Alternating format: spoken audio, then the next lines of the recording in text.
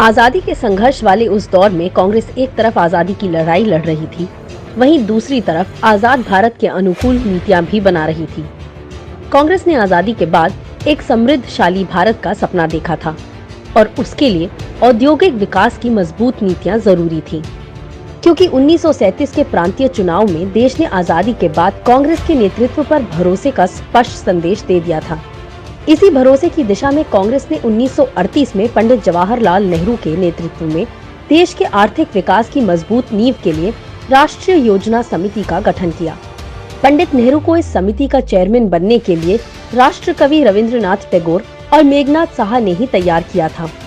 इस समिति को मूल रूप से नियोजित अर्थव्यवस्था में कृषि, उद्योग, जनसांख्यिकी संबंध, व्यापार, परिवहन, लोक कल्याण, शिक्षा और महिलाओं की भूमिका पर काम करने का दायित्व सौंपा गया था, ताकि गरीबी, बेरोजगारी, राष्ट्रीय रक्षा और सामान्य रूप से आर्थिक उत्थान की समस्याओं के समाधान के लिए राष्ट्रीय स्तर की एक व्यापक योजना तैयार हो सके।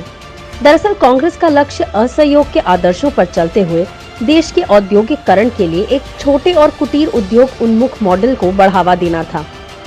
राष्ट्रीय योजना समिति के जरिए ही कांग्रेस बेरोजगारी की समस्या का हल करने, सामाजिकता का निर्माण करने, विदेशी उद्योगों से मुकाबला करने और आम लोगों के जीवन स्तर को बढ़ाने का सपना देख रही थी।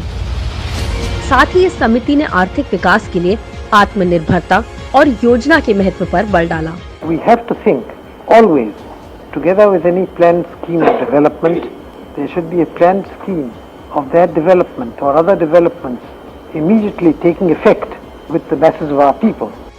इन विकास कार्यक्रमों को सरदार पटेल, राजेंद्र प्रसाद, आचार्य कृपलानी जैसे दिग्गज नेताओं का सहयोग हासिल था।